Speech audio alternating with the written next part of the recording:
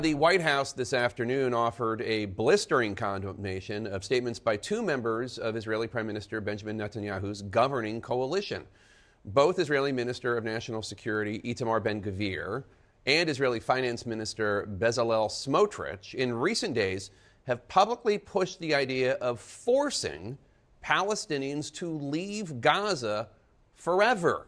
Smotrich said this on Israel Army radio, quote, "We will not allow a situation in which 2 million people live there," meaning Palestinians. "If there are 100,000 to 200,000 Arabs living in Gaza, the discussion about the day after the war will be completely different. I'm for completely changing the reality in Gaza, having a conversation about settlements in the Gaza Strip. We'll need to rule there for a long time."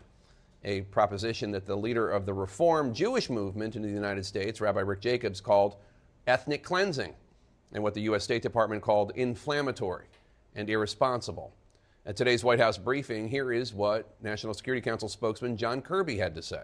That statement does speak for the United States government and for this administration in terms of our complete refusal and rebuke of any forced displacement outside of Gaza of any Palestinians. We have made that clear to our Israeli counterparts in private sessions. We certainly have made that publicly, and that's not going to change. Prime Minister Netanyahu, however, has not condemned the two ministers for their incendiary comments. As we have covered before, Ben Gvir and Smotrich are two extremist, anti-Arab bigots. Each of them controls 7 seats in the Israeli parliament, or Knesset, so Netanyahu crosses those two at the risk of his own survival as prime minister. Since the October 7th attacks by Hamas, Ben Gvir, who until recently had a portrait in his living room of a murderous Jewish terrorist, he's been making life even more difficult for Arab and Muslim citizens of Israel, handing out guns to Jewish citizen militias. Smotrich currently has broad powers over civilian issues in the West Bank. After Netanyahu formed his government just over a year ago, I asked him about these two extremists in his government. Smotrich just called himself a fascist homophobe. He suggested same-sex marriage is like incest. The former deputy director of Shin Bet said he was a Jewish terrorist. Yeah, well, a lot of people say a lot of things when they're not in power, and they sort of temper themselves when they get into power, and that's certainly the case here.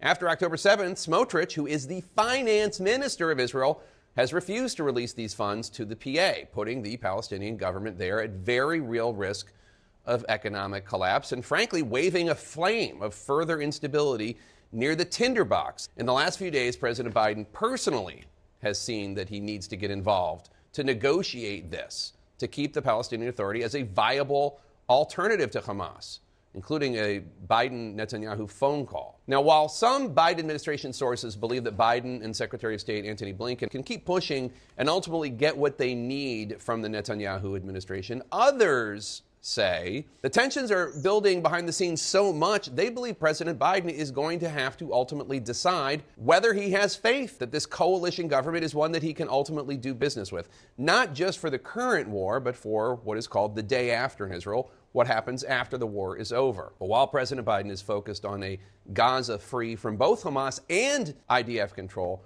that is not what you hear from Israel's leaders. Ben Gvir told his party that the war, quote, is an opportunity to develop a project to encourage Gaza's residents to emigrate to countries around the world. Again, what critics call ethnic cleansing. His response to the State Department criticizing him was to say Israel is, quote, not another star on the American flag, and he reiterated his desire for, quote, the migration of hundreds of thousands from Gaza. A Biden administration official said to me, at some point, Netanyahu is going to have to choose between governing in a way that pleases Ben Gvir and Smotrich or governing in a way that pleases President Biden and the Biden administration. Though it is possible, of course, that Netanyahu has already chosen.